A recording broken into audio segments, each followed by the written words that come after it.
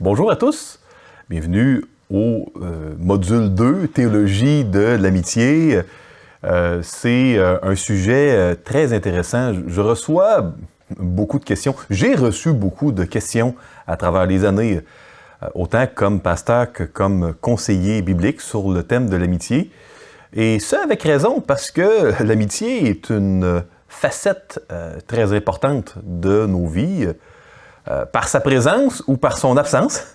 Et la parole de Dieu, surprenamment, va nous parler de l'amitié d'une manière qui est plutôt différente avec ce que la culture occidentale peut nous enseigner, peut nous dire, peut nous suggérer.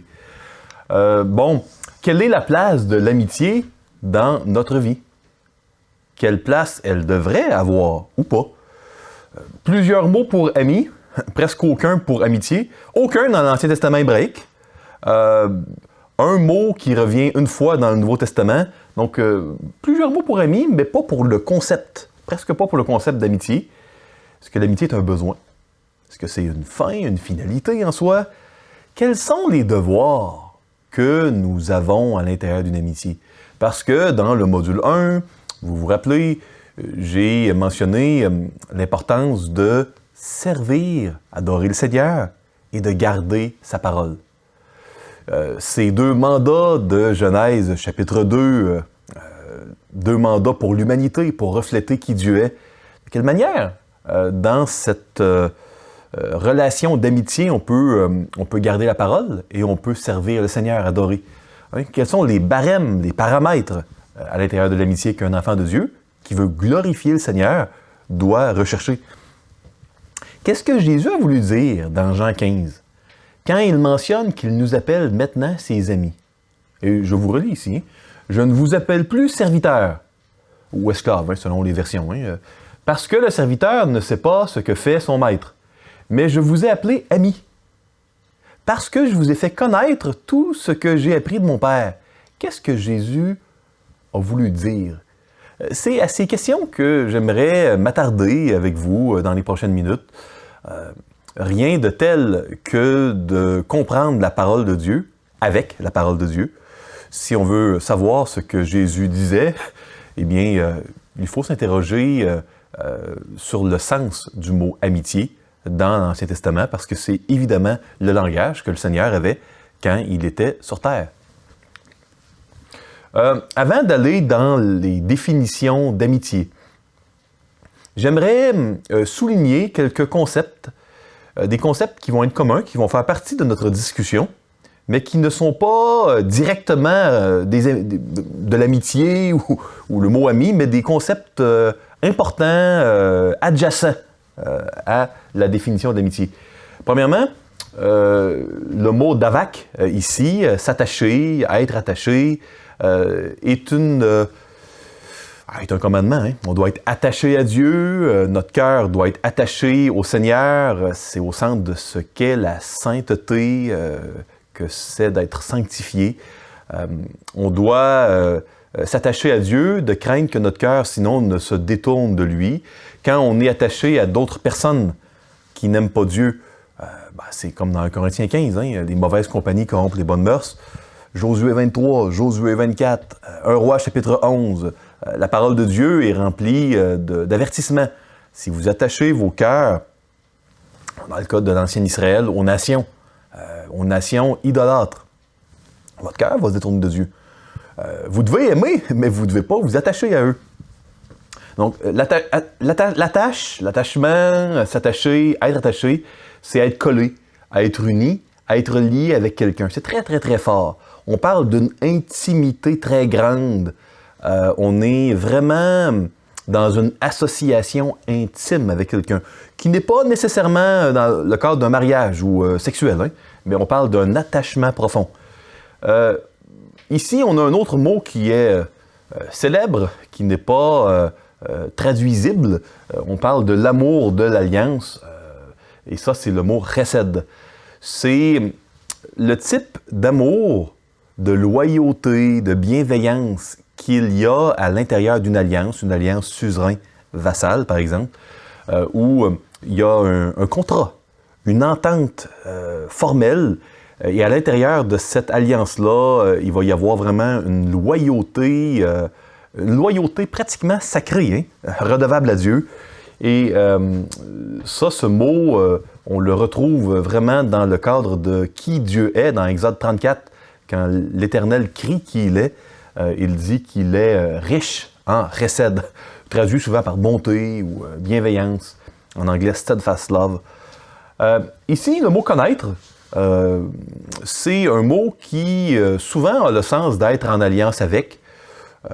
On le voit par exemple dans le cas de l'alliance du mariage parfois. Adam connut Ève et elle devint enceinte.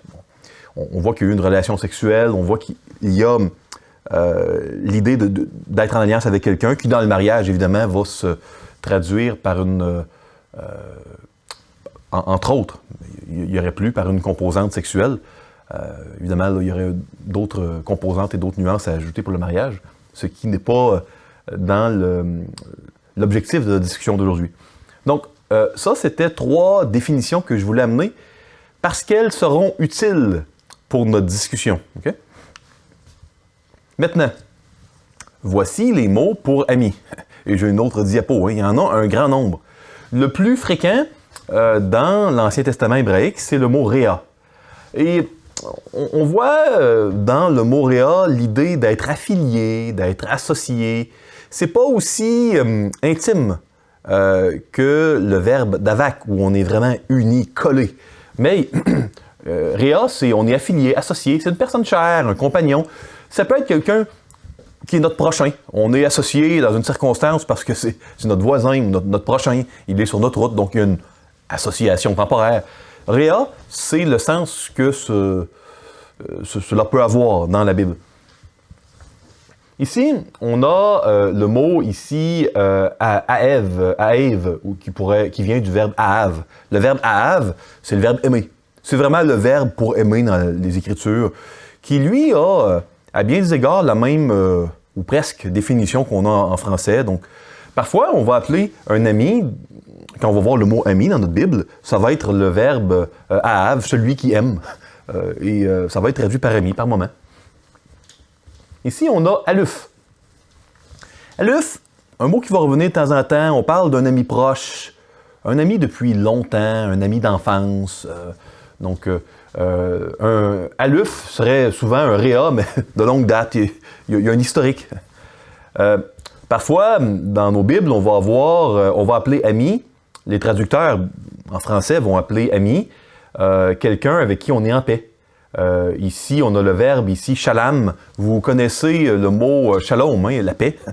Eh bien, le mot shalom, paix, vient du verbe shalom. Et parfois, cette racine-là va être utilisée pour désigner un ami dans la Bible. Parfois, il y aura batar, donc le verbe faire confiance. Voyez-vous comment, derrière le mot ami, et là, on n'est pas dans le Nouveau Testament encore, quand on lit notre Bible, puis qu'on voit le mot ami en français, il y a toute une gamme, toute une panoplie de mots dans la langue originale, parce qu'évidemment, je ne l'ai pas mentionné, mais vous avez compris hein, que la Bible a été inspirée de Dieu dans 3 langues originales. Une partie en hébreu, une petite partie en araméen, qui est une langue antique très près de l'hébreu, et le Nouveau Testament en grec. C'est pour cela que, dans le cadre de cette réflexion sur l'amitié, je veux aller un peu plus profondément, et pas parce que la Bible n'est pas claire hein, en français, mais pour aller découvrir les nuances qu'un ami peut avoir. Et dans le Nouveau Testament, il y a le mot philos, donc ça c'est une personne d'intérêt, chère, dévouée. Et il y a dans un verset une racine de ce mot-là, philos, philia, pour parler de l'amitié. Donc, ça, ce sont les mots utilisés pour amis dans la Bible. Okay? Maintenant, rentrons dans le vif du sujet et étudions quelques passages, quelques textes, où il est question de l'amitié afin de comprendre les caractéristiques d'une amitié biblique. Qu'est-ce qui est dans le conseil de Dieu, dans la perspective de Dieu, dans les Écritures, au sujet de l'amitié? Vous savez, c'est important de redécouvrir ce que le Seigneur pense de l'amitié afin que nous puissions répondre adéquatement aux questions que je vous ai proposées au début du module. Je vous parlais de besoins d'amitié, de quelle manière on doit rechercher l'amitié, quel type d'amitié doit-on chercher. Ce sont des questions importantes et comme la parole de Dieu est la base ultime d'autorité, comme la parole de Dieu, on doit la garder et c'est ce qui va nous permettre de remplir l'objectif de notre vie, ce pourquoi nous existons. C'est pour ça qu'il est utile de redécouvrir, parfois pour valider une position qui était correcte, parfois pour l'ajuster et parfois pour se repentir et carrément aller vers une nouvelle définition. Hein. Ça, c'est quand l'Esprit Saint nous montre que notre ancienne définition était peut-être décalée face à ce que Dieu pense. Quelques versets. Il y en aurait d'autres. Hein. J'en ai sélectionné quelques-uns. L'ami aime en tout temps, et dans le malheur, il se montre un frère. Voici une des découvertes, un des constats que j'ai fait dans ma réflexion sur l'amitié. J'ai vraiment fait une revue très détaillée de quasiment tous les versets dans les Écritures où un des mots que je vous ai présentés sort. J'en ai sélectionné quelques-uns seulement, hein, rassurez-vous, pour ne pas allonger trop ce module. Mais un des éléments qui m'a frappé, c'est celui-ci. Il y a énormément de comparaisons familiales quand on parle d'un ami, mais c'est rarissime que l'on trouve des comparaisons amicales quand on parle de la famille. Je répète, on va trouver énormément d'épithètes, d'adjectifs, de comparaisons familiales pour décrire ce qu'est un ami, mais pourtant, on ne référera pas envers les membres de la famille habituellement comme à des amis. Donc, ici, on va dire l'ami aime en tout temps, et dans le malheur, il se montre un frère comme un frère. Vous savez, dans l'Ancien Monde, au Moyen-Orient, il y avait une culture communautaire beaucoup plus forte que dans le monde occidental moderne, et les gens étaient extrêmement solidaires. Dans une famille, c'était quasiment sacré d'être bienveillant l'un envers l'autre et de prendre soin les uns les autres. Et, il y avait une responsabilité sociale. Dans l'Ancien Monde, pas de régime de retraite. Celui qui a eu le droit d'aînesse, hein, l'aîné, qui sera vivant, va prendre soin des parents. Et si quelqu'un est en péril, a de la difficulté, on en prend soin.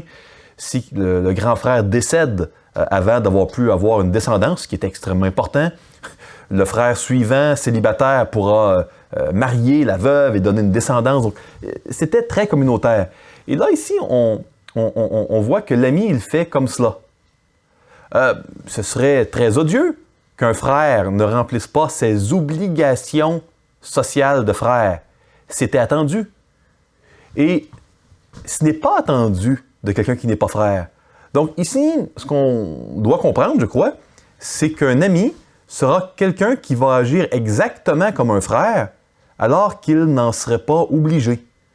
Un ami va agir avec la même loyauté, la même solidarité dans le malheur que s'il était obligé de le faire parce qu'il était frère. Mais il n'est pas obligé et il le fera de bon cœur. Et il le fera en tout temps. Bon, dans le bonheur, ça prouve pas une amitié de la même manière qu'être fidèle dans le malheur. Donc ça, c'est très important.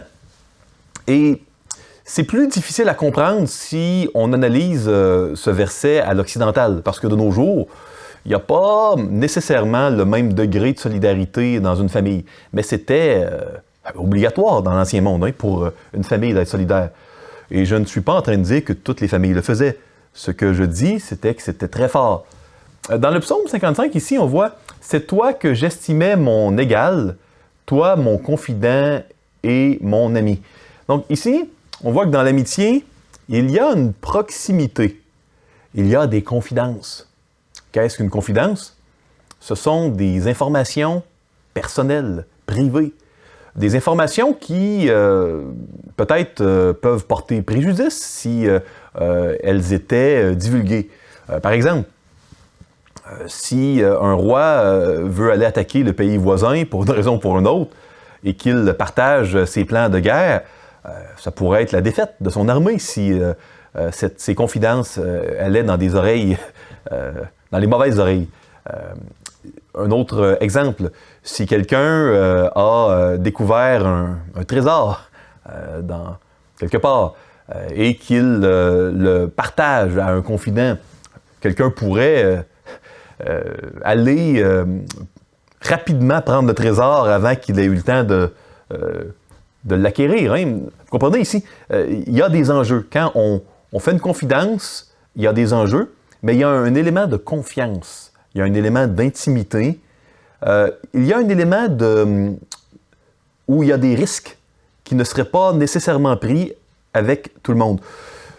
Plus tard, vers la fin de mon allocution, je reviendrai avec cet élément de subordination à la volonté de Dieu, où il y a loyauté et loyauté mal placée.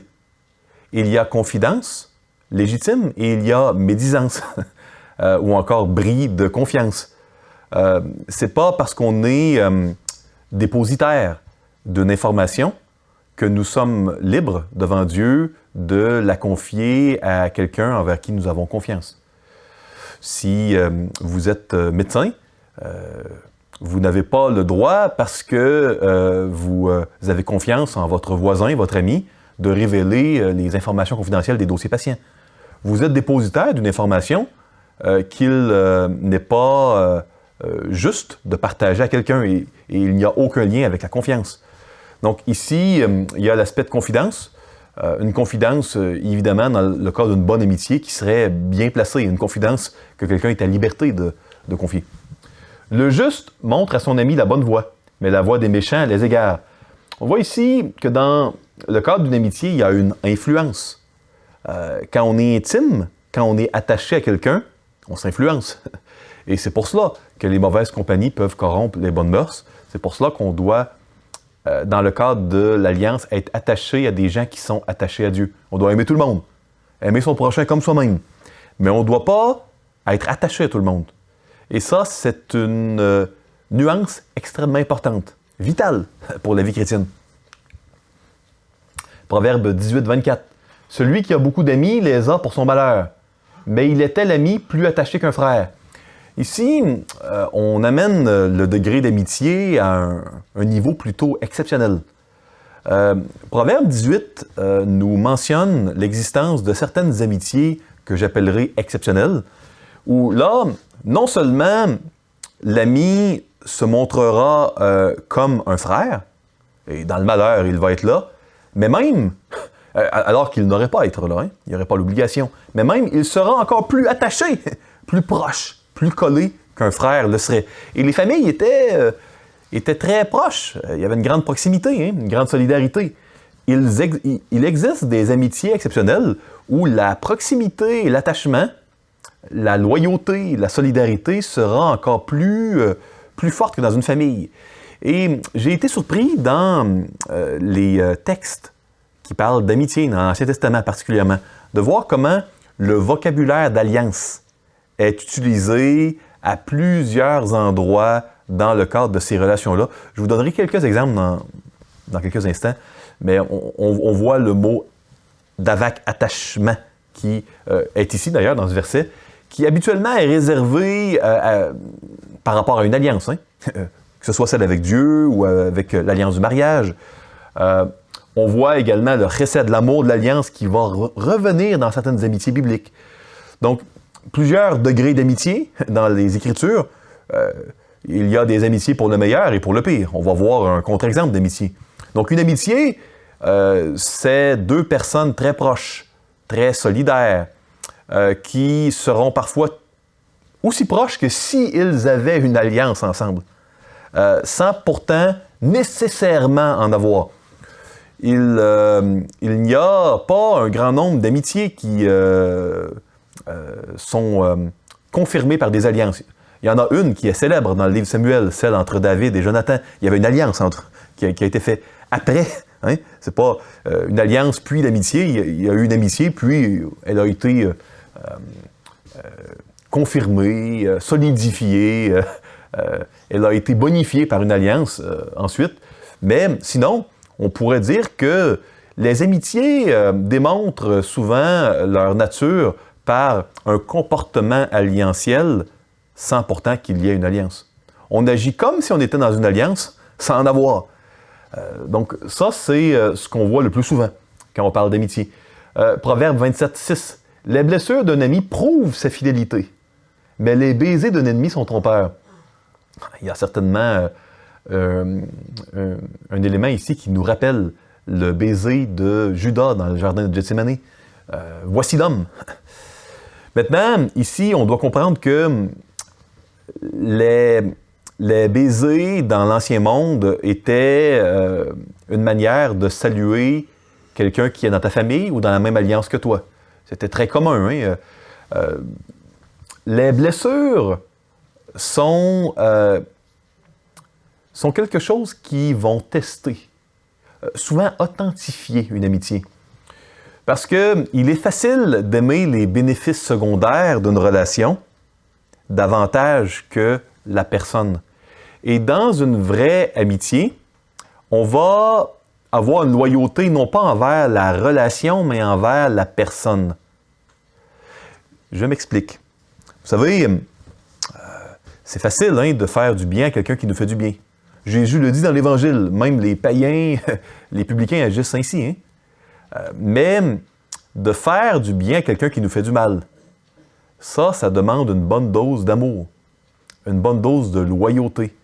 Et il y a parfois des vérités qui, même si elles sont amenées avec beaucoup de compassion, beaucoup de douceur, des vérités qui peuvent, parfois, quand elles sont des réprimandes, qui peuvent comporter des risques pour la relation. Vous savez, il nous arrive tous de trébucher. Hein? Le juste tombe 7 fois, mais il se relève toujours.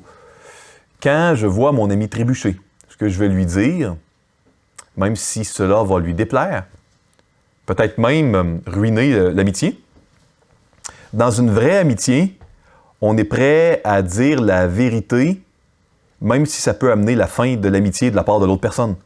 Dans une vraie amitié, il y a un amour sincère, un amour qui est moral, où on aime la personne davantage que la relation, où on est prêt, même pour une question d'amour et de bienveillance envers l'autre, à risquer la relation. Et c'est comme si on avait une alliance, encore une fois, hein? Comme si c'était notre frère. On n'hésiterait pas, si notre frère va près du précipice, spécialement dans l'Ancien Monde, à lui dire, peu importe ce qui adviendra de la relation. On hésite, même encore de nos jours, hein, souvent on n'hésitera pas à dire à notre fils, à notre fille, s'il va vers un précipice, même si ça peut mettre en péril la relation. Dans une vraie amitié, on doit être engagé au même type de franchise. Cela doit être bien fait, évidemment. Alors qu'on ne serait pas nécessairement aussi engagé puisqu'il n'est pas notre fils, notre fille. Maintenant, j'aimerais vous parler un peu de Ruth. Il y a un bel exemple d'amitié entre Ruth et Naomi. Il y aurait beaucoup à dire. Vous savez, c'est un exemple d'amitié où il y a un bon décalage d'âge. Bien qu'il n'y ait pas d'âge exact dans ce texte, en fait dans tout le livre de Ruth, certainement, comme elle avait 2 enfants adultes, Naomi, qui ont eu le temps de décéder, elle a eu le temps de revenir en Israël, et qu'on voit à la fin du livre de Ruth, dans Ruth chapitre 4, qu'elle enfante Ruth. Bon, il est tout à fait légitime d'assumer qu'il y a un bon décalage d'âge. Il y a un décalage culturel. Naomi, elle est israélite, Ruth est moabite. Vous connaissez l'histoire, il y avait une famine. Ruth et son mari ont été dans le pays de Moab durant la famine. Et les 2 fils de Ruth, les 2 fils de Naomi, Machlon et Kiljon, ont marié 2 femmes moabites. Les 2 fils sont morts. Naomi décide de revenir au pays d'Israël et une de ses brus, de ses belles-filles, décide de le suivre. Lisons ce texte, s'il vous plaît. Ruth 1, et on va lire 14 à 17. Et elles élevèrent la voix et pleurèrent encore. Et ça, je stoppe ici. On voit cette compassion qui est présente dans plusieurs exemples d'amitié. Si mon ami est dans le deuil, je serai dans le deuil également. Donc, quand on est attaché à quelqu'un, on sera capable de pleurer avec la personne qui pleure. Si Dieu est triste dans une situation où j'ai péché, c'est pour ça qu'on doit aller à la repentance et être triste, nous aussi, avec Dieu. Il y a vraiment un aspect d'homogénéité au niveau émotionnel, à un certain degré, dans les amitiés profondes. Orpa baisa sa belle-mère. Orpa, c'est l'autre belle-fille qui ne suivra pas Naomi. Mais Ruth s'attacha à elle. C'est le mot d'avak, un mot alliantiel ici. Hein? Vous voyez ici? Elle a été attachée. Et dans l'histoire de Ruth et de Naomi, le narrateur soulignera à plusieurs moments que Ruth, elle est vertueuse parce qu'elle est restée avec Naomi alors qu'elle n'y était pas obligée. Pas obligée parce que Moabite, pas obligée parce que le mari est décédé. Donc, elle est restée et a agi comme si elle était dans une alliance alors qu'elle n'y était pas forcée. Vous comprenez? Il y a vraiment cet aspect-là. Et je le concède ici, hein, il n'y a pas le mot amitié qui décrit dans le livre de Ruth la relation de Ruth et Naomi, mais certainement, il y a la réalité qui est extrêmement visible. J'oserais dire presque incontestable. Donc, Ruth s'attacha à elle. Verset 15. Naomi dit à Ruth, « Voici ta belle-sœur est retournée vers son peuple et vers ses dieux. Retourne comme ta belle-sœur. » Ruth répondit, « Ne me presse pas de te laisser, de retourner loin de toi. » Et vous? Quand on est attaché, on est collé à quelqu'un et il y a vraiment une association, une affiliation. Il y a beaucoup de temps ensemble. Bon, il y a des contextes, hein, des époques quand on parle de quantité de temps. Ici, elle dit, ne me presse pas de te laisser, de retourner loin de toi. Où tu iras, j'irai. Où tu demeureras, je demeurerai. Ton peuple sera mon peuple et ton Dieu sera mon Dieu, au singulier. Où tu mourras, je mourrai et j'y serai enterré. Et là, il y a une imprécation aussi. Que l'Éternel, pas les dieux de Moab, que Yahweh, hein, que l'Éternel me traite dans toute sa rigueur, si autre chose que la mort vient me séparer de toi. C'est certainement un vœu qui est encore plus fort que bien des vœux de mariage. Hein? Vous voyez comment il y a un comportement alliantiel. Elle s'attache au même Dieu. Elle prête pratiquement un serment imprécatoire si elle déroge de cette décision. Et la plupart des commentateurs vont voir dans ces versets la conversion de Ruth la Moabite. Donc, si vous vous demandiez pourquoi elle a pu être dans la lignée de David et de Jésus alors qu'elle était une Moabite et les Moabites ne pouvaient pas être au sanctuaire durant plusieurs générations, hein, il faut comprendre l'esprit de la loi. Hein. On ne pouvait pas marier une Moabite et aller au temple ensuite, mais on sous-entend ici une Moabite qui a gardé son allégeance au dieu de Moab. Ici, elle est devenue une Israélite, une vraie Israélite, comme Rahab, par exemple, parce qu'elle s'est convertie. Donc Dieu, il ne faisait pas de ségrégation au niveau de l'origine nationale de quelqu'un.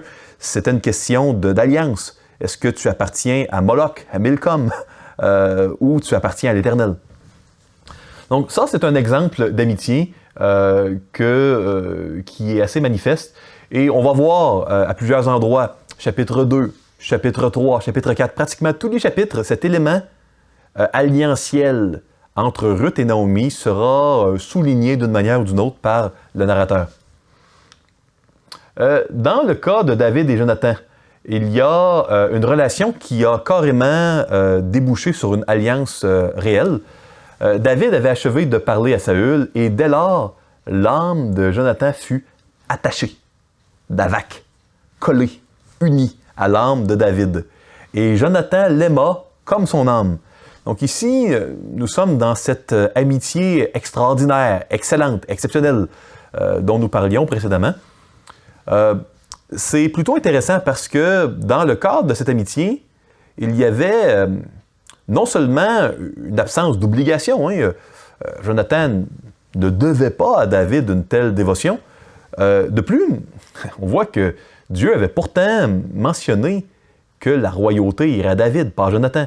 Et Jonathan le savait parce que c'est mis en lumière par le narrateur. On voit Jonathan qui en discute avec David et dit « Je le sais, la royauté va aller à toi. » Et malgré ce changement de dynastie, ce changement de lignée au niveau de la royauté, il y a quelque chose de plus fort, une allégeance très très forte. Et ils ont même bonifié leur relation par une alliance. Plusieurs commentateurs vont dire que c'est un des exemples emblématiques de l'amitié, une relation alliantielle de bienveillance qui n'est pas, vous avez remarqué, dans la plupart des exemples, c'est pas dans une amitié ou dans un couple. On peut être ami dans un couple marié. Il y a des exemples bibliques où on réfère d'ailleurs dans un couple marié à une amitié. On le voit dans le livre des Proverbes, dans le Cantique des Cantiques. Mais dans un couple marié, bien que l'amitié puisse être présente, elle n'est pas aussi manifeste que à l'extérieur d'un mariage. Parce qu'il y a un engagement d'alliance qui est déjà présent dans un mariage. Maintenant, parfois, cet engagement-là ne garantit pas une intimité, une bienveillance, un attachement comme il le devrait. Donc, dans une relation où il n'y a pas d'alliance, où il n'y a pas d'attache, on n'est pas la famille, on n'est pas un couple, l'amitié est plus visible, mais elle peut être présente dans la famille et elle peut être présente dans le mariage. Mais elle est surtout mentionnée en l'absence de famille et de mariage, parce que c'est là qu'elle est le plus manifeste. Mais elle est là ailleurs également. Donc ici, on voit vraiment l'attache de David et Jonathan. Job et ses amis. Celui qui souffre, ici, a droit à la compassion de son ami. Voyez-vous, ça c'est intéressant. Il a droit au recède, à l'amour de l'alliance de son ami. C'est très intéressant. On voit ici que cet élément de deuil qui a été mentionné précédemment, on a vu Ruth qui a pleuré avec Naomi. On semble voir ici que ça fait partie des éléments constitutifs d'une amitié. Celui qui souffre, il a droit, il peut s'attendre au recède, à l'amour loyal de son ami, à sa bonté loyale, à sa fidélité, sa bonté fidèle. Même quand il abandonnerait la crainte du Tout-Puissant. Mes frères sont perfides comme un torrent, comme le lit des torrents qui disparaissent. Bon, vous vous souvenez de Job, de ses amis, peut-être il a eu malheureusement des amis qui l'ont accablé dans le malheur. Et Job est resté fidèle. Ses amis, ses 3 premiers amis particulièrement, sont repris par l'Éternel à la fin du livre de Job et doivent se repentir de leurs mauvais conseils et de leur mauvaise amitié. Mais il y a ici dans ce texte, et c'est pour cela que je le souligne, l'élément oui, on a parlé beaucoup de l'attache, mais il y a un élément de compassion, donc d'amour de l'alliance où on est là dans le malheur et quand on est amis, il y a une réciprocité qui est là, il y a une forme d'attente légitime d'être là pour quelqu'un d'autre, aussi longtemps que l'amitié est en cours. Donc, le texte ne dit pas que parfois une amitié va cesser, mais aussi longtemps qu'elle est là, si d'une manière abrupte il y a le malheur, on est en droit de s'attendre à un amour loyal et bienveillant et fidèle. Donc, il ne faudrait pas voir ici un amour qui est une bienveillance, une loyauté permanente. Une alliance va être perpétuelle, permanente, dans bien des cas. Mais ici, on a vraiment un élément dans l'immédiat, quand on est ami avec quelqu'un, on s'attend à. Ici, c'est plutôt intéressant, il y a un contre-exemple d'amitié. Il y a Amnon et Yonadab. Ici, on voit que Amnon avait un ami nommé Yonadab, fils de Chiméa, le frère de David. Et Yonadab était un homme très habile. Ça nous rappelle le serpent dans Genèse 3, qui était l'animal le plus habile, le plus rusé du jardin, il lui dit « Pourquoi deviens-tu ainsi chaque matin plus maigre, toi, fils de roi? Ne veux-tu pas me le dire? » Amnon répondit « J'aime Tamar, sœur d'Absalom, mon frère. » Vous voyez ici, un ami est là et il va influencer. C'est terrible, hein? Il va influencer Amnon à violer Tamar. Donc, c'est très clair ici. Dans une amitié, il y a des confidences. Quand on se confie l'un en l'autre, certainement, il y a de l'influence. Quand on est attaché à quelqu'un, quand on fait confidence à quelqu'un, il y a une influence. On aura une écoute. Et cette amitié s'est prouvée être une très mauvaise amitié. On voit, et ça c'est particulier, hein, on voit après la mort d'Amnon, parce qu'un peu plus loin dans le narratif de 2 Samuel, Absalom va tuer Amnon pour venger le viol de Tamar. Et on va voir une absence complète de deuil de la part de Yonadab. Donc il va donner un mauvais conseil, ça nous en dit beaucoup sur Yonadab, et après sa mort, le narrateur, il se plaît à rementionner Yonadab, et pas de deuil. Hein, puis il va parler à David, et puis inquiète-toi pas, hein, il y a juste Amnon qui est mort, pas les autres. Il semble pas être avec les vêtements déchirés, et les pleurs et le deuil. Hein. Donc on voit ici une amitié qui était mauvaise. Amnon et Yonadab étaient dans cette intimité, cette attache, mais certainement, on ne voit pas une bienveillance réelle, pas selon Dieu en tout cas. Hein. On pourrait parler de d'autres exemples, il y en a plusieurs dans les Écritures. Mais par les quelques exemples que je vous ai présentés, je crois vous avoir montré les grands éléments constitutifs. Donc, comment peut-on voir une amitié biblique? C'est volontaire. Je l'ai mis en premier. Hein? C'est une fois qu'on est marié, qu'on le désire ou non, il y a des obligations. On est dans une alliance. Bon, le sujet du mariage est un sujet complexe. Il y aurait plusieurs nuances à amener ici. Il y a une forme d'alliance dans le cadre de la famille. On est tenu de prendre soin de ses enfants, à un certain degré de ses parents également, parfois après un certain âge, etc. Il y a des attentes, il y a des droits ou des obligations à un certain degré. Maintenant, dans le cadre d'une amitié, il peut y avoir dans un mariage une amitié exceptionnelle dans une famille, mais on va voir d'une manière très manifeste une amitié quand il y a tout ça à l'extérieur d'obligations ou d'attentes. Pour une amitié, il doit y avoir réciprocité. Remarquez dans tous les exemples que je vous ai donnés que aussi longtemps qu'il y a les deux, il y a une amitié.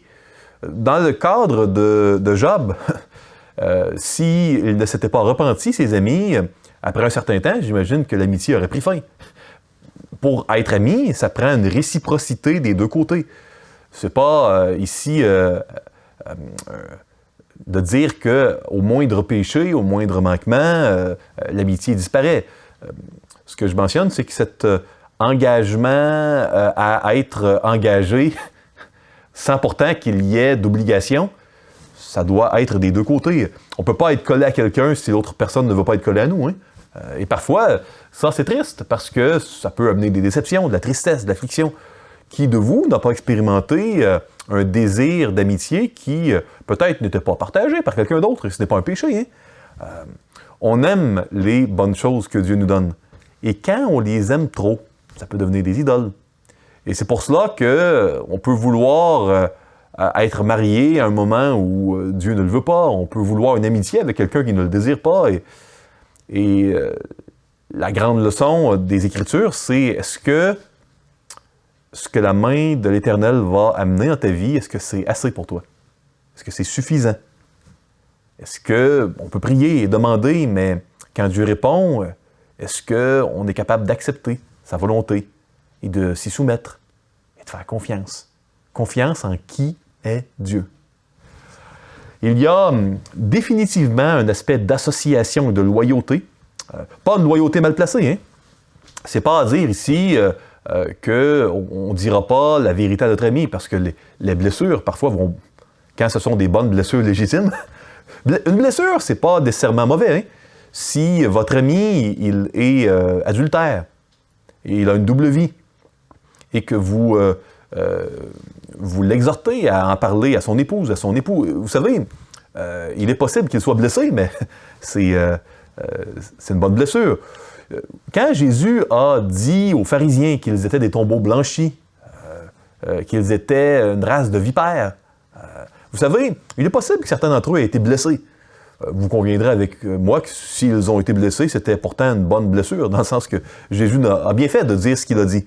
Jésus fait toujours bien de dire tout ce qu'il dit, hein? Vous êtes d'accord avec moi?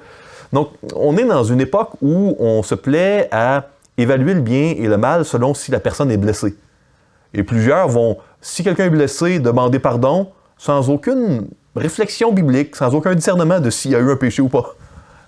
C'est pas la manière de faire que nous enseignent les Écritures. Les Écritures nous enseignent à être remplis de compassion. On veut s'interroger, à être sensible si quelqu'un est blessé, mais la Bible nous enseigne parfois à ne pas nous repentir de la blessure qu'un autre a eue si elle est légitime. Jésus aurait mal fait de se repentir d'avoir traité les pharisiens de race de vipères. Il a bien fait de leur dire ça. C'est important. Et dans les Proverbes, on voit que parfois, ça prouve même l'amitié, la blessure de quelqu'un. Donc, blessure égale pas nécessairement péché. Ça dépend. Parfois oui, parfois non. Il faut avoir du discernement et réfléchir ici. Et être sensible. Il y a donc loyauté, mais pas une loyauté mal placée. Il y a un amour, il y a un attachement. Dans le cadre de l'attachement, c'est certain que ça peut être tentant de partager, même dans votre mariage, des éléments qui sont pas propres de partager. Vous savez, moi, je suis pour la transparence dans le mariage, mais je le répète, si quelqu'un est médecin et que là, l'époux ou l'épouse voudra avoir les dossiers patients de différents patients pour les lire et savoir les médicaments qu'ils prennent, les interventions qu'ils ont eues, les maladies qu'ils ont eues, c'est illégal dans plusieurs pays, c'est une faute professionnelle, une faute déontologique, et c'est pas parce que quelqu'un fait confiance en son époux, son épouse, qu'il n'y a plus d'éthique. On est redevable à Dieu, hein? Et ce qu'on fait en secret, le Seigneur, il le voit. L'intimité et l'attachement, ce sont certainement deux synonymes. Le mot intimité, vous ne le verrez pas ou peu, selon les versions de la Bible, dans les Écritures. C'est le concept d'attachement, qui est l'équivalent biblique de notre concept d'intimité. Une amitié va amener une influence. On peut aimer notre prochain sans être influencé par lui. Mais si c'est une compagnie, si on est affilié, là, ça va influencer nos mœurs. On va être influencé. On est influencé par ceux envers qui nous sommes attachés. Quelques réflexions. Vous savez, l'amitié, on peut la constater, mais pas la contrôler. Peut-être avez-vous déjà essayé de créer une amitié chez quelqu'un que vous appréciez beaucoup. Peut-être qu'il y avait beaucoup de bénéfices secondaires. Hein? Et si c'est le cas, s'il y avait énormément de bénéfices à être ami de quelqu'un, peut-être que c'était pas complètement désintéressé, votre intérêt à être ami. Peut-être que vous aimiez un peu plus la relation et ses bénéfices que la personne. Peut-être que non. Je ne veux pas porter de jugement ici. Ce que je mentionne, c'est que il faut toujours questionner nos motifs si on a une profonde aspiration à être ami avec quelqu'un. Spécialement dans les cas où un refus de l'autre crée de l'amertume. Si on devient amer, alors qu'on sait que Dieu est bon, alors qu'on a lu Romains 8,32, hein, que si Dieu ne nous a pas refusé son propre Fils, comment ne nous donnera-t-il pas toutes choses avec lui? Donc, quand Dieu dit non et qu'on devient amer, alors il faut se questionner sur nos motifs. C'est bon d'aspirer à une amitié, mais on peut les constater, les amitiés que Dieu amène dans notre vie. Et quand on les voit, on peut les cultiver. On peut les cultiver aussi longtemps que c'est réciproque. Parfois, c'est réciproque toute la vie. Parfois, ce ne l'est plus. Ça dépend. On ne peut pas forcer. On ne peut pas la forcer au départ et on ne peut pas forcer une amitié actuelle à perdurer. On voit vraiment les éléments constitutifs d'une alliance dans les amitiés, sans pourtant que la plupart du temps, il y ait alliance. Être attaché, un amour loyal, une intimité, une bienveillance, être ensemble, ça prend du temps, il y a un coût. Et l'amitié va être manifeste quand le coût est payé. Vous le voyez, dans les Écritures, l'amitié souhaitable par Dieu, elle est toujours subordonnée à la volonté de Dieu. Vous avez remarqué, il n'y a aucun... L'amitié n'est pas quelque chose qui doit être poursuivi comme une fin en soi. Le Seigneur va mettre sur notre route des amitiés à différents moments. On peut les cultiver dans le cadre de notre mandat de servir, adorer et de garder la parole.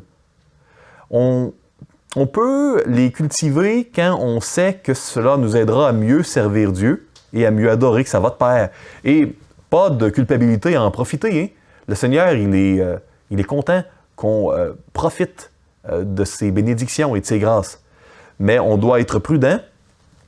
Notre mandat premier, c'est glorifier Dieu en adorant, servant et gardant la parole. Si la poursuite d'une amitié devient plus importante que cela, il faut réfléchir. Si on devient attaché à des gens qui n'aiment pas Dieu, certainement, on est peut-être en train de dévier du plan de Dieu pour sa gloire. Du plan qui pourtant reflète l'objectif de notre vie, ce pourquoi nous existons. Et là, ça m'amène à vous parler de la hiérarchisation des rôles et des responsabilités. Vous savez, on est appelé à aimer notre prochain, mais un homme doit aimer sa femme d'une manière différente d'une collègue de travail. Il doit aimer sa fille ou son fils d'une manière différente du fils ou de la fille du voisin ou des autres. Vous comprenez? Pas que ton fils a plus de valeur devant Dieu que le fils du voisin, mais Dieu te donne des rôles et des responsabilités. Donc, Dieu désire qu'on le reflète. Et c'est pour ça que on doit s'attarder aux échelles d'importance qu'il donne dans sa parole. C'est une bénédiction d'avoir une amitié, surtout si c'est une amitié qui nous dirige davantage vers Dieu, à être davantage assoiffé, affamé de la présence de Dieu. Mais si cette amitié est en train de nuire à l'alliance du mariage, l'amitié doit être abandonnée. Parce que Dieu nous demande de garder nos engagements et on a des obligations. Hein? On n'est pas obligé dans une amitié de la cultiver. On peut la cultiver aussi longtemps qu'on voit que c'est aligné avec servir, adorer, garder la parole de Dieu, avec glorifier Dieu. Si une amitié, même si elle est réciproque, même si elle est centrée sur le Seigneur, le jour où elle nuit à des obligations qui sont prioritaires, il faut avoir la sagesse et le discernement des mettre de côté. Il y a des appels. Vous savez, si vous êtes ami de quelqu'un dans votre village et que Dieu vous appelle à être missionnaire dans un autre pays, dans un contexte où vous ne pouvez pas toujours revenir à la maison, certainement cette amitié va être, à bien des égards, diminuée d'une certaine manière. Je ne suis pas en train de dire qu'il ne peut pas y avoir une amitié à distance qui perdure. Ça existe. Ça existe dans les Écritures et ça existe dans la pratique également. Mais cet aspect d'attachement et de proximité où on est ensemble, qui caractérise, à un certain degré, au minimum, hein, peut-être que l'appel de Dieu ou le plan de Dieu pour toi doit t'amener à ce qu'il y ait des amitiés qui s'éteignent tranquillement. Et il faut accepter avec une bonne attitude. On ne doit pas être attaché aux bénédictions de Dieu à tel point que ça devient des proies arrachées, que ça devient des éléments qui nous empêchent de suivre le plan de Dieu pour notre vie. Nous sommes des créatures qui sont malheureusement, si souvent depuis la chute, portées vers les idoles. Et moi, je réalise parfois que ça doit être compliqué pour Dieu de nous bénir. Parce que dès qu'il nous bénit avec des bénédictions, on est porté à en faire des idoles. Il faut être prudent de remercier pour les amitiés, les bonnes amitiés, mais d'y être fidèle, mais d'être premièrement fidèle à Dieu. Et c'est comme ça qu'on peut être le meilleur ami, la meilleure amie possible. Donc, très important de cultiver, avec action de grâce, mais pas d'une manière qui va éclipser l'appel de Dieu. Et j'ai parlé d'une amitié, par exemple, parce que c'est un des exemples, mais il y en aurait plusieurs, qui nuiraient à un mariage. Mais parfois, peut-être que ton amitié ne nuit pas à ton mariage, mais au mariage de l'autre. Et peut-être que c'est à tort, mais on a des responsabilités. Et le Seigneur nous appelle à le servir premièrement, à rechercher son royaume et sa justice premièrement, et les autres choses que Dieu veut vont nous être données en sus. Donc, il y a une hiérarchisation des rôles et responsabilités. Ce n'est pas parce que quelqu'un a plus de valeur devant Dieu, c'est tout simplement une question d'appel et de servir et adorer Dieu, de garder sa parole. Maintenant, on doit également mentionner que de la même manière qu'une amitié peut parfois nuire au plan de Dieu, et là, le plan de Dieu prime, les obligations de Dieu priment, trop d'amitiés entre elles peuvent également s'étouffer mutuellement. On ne peut pas être attaché à tout le monde. On a seulement 24 heures dans une journée, 7 jours dans une semaine. On peut appeler énormément de gens des amis, mais d'un point de vue biblique, cet élément d'alliance, de proximité, d'influence, si on veut cultiver cela adéquatement, il y a un certain degré où on doit prioriser certaines relations à d'autres. Et ça, ce n'est pas mal. Ce n'est pas mal de ne pas être ami de tout le monde. Vous savez, peut-être que vous vous dites, « Ah, ben c'est clair, je dois être ami, je ne peux pas être ami des gens qui vont m'éloigner de Dieu. Je ne peux pas être ami s'il y a des obligations premières de la part de Dieu qui vont nuire à servir et adorer. » OK, ça c'est clair. Peut-être que vous vous dites, « Oui, mais je peux donc être ami de 100 personnes en même temps. Ils sont dans mon église locale en plus. Donc ça c'est formidable. Et ce sont 100 personnes matures qui aiment le Seigneur. Et ça ne nuit pas au mariage de personne. Et... Oui, mais vous savez, 7 jours par semaine, 24 heures par jour, on ne peut pas cultiver d'avac et recède dans le malheur. S'il y en a 30 sur 100 qui sont dans le malheur en même temps, vous ne saurez plus où aller. Hein? Donc, vous comprenez? C'est plus... Oui, on peut éliminer les relations qui vont nous amener à ne pas servir, à adorer Dieu et garder sa parole. Si vous avez le luxe d'avoir énormément de relations amicales réciproques, soyez conscient qu'il y a un élément de sagesse, ça peut s'étouffer mutuellement.